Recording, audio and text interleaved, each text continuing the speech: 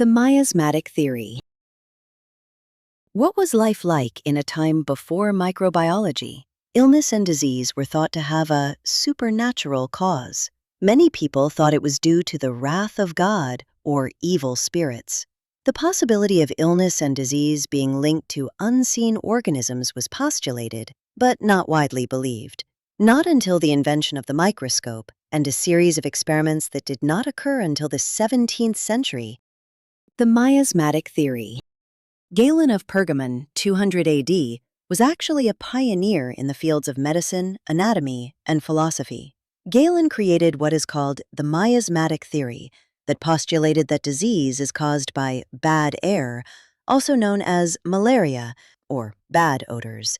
It was thought that these miasmatic odors, or bad air, arose from decaying organic matter, and that bad air was the cause of diseases such as cholera, chlamydia, and the bubonic plague.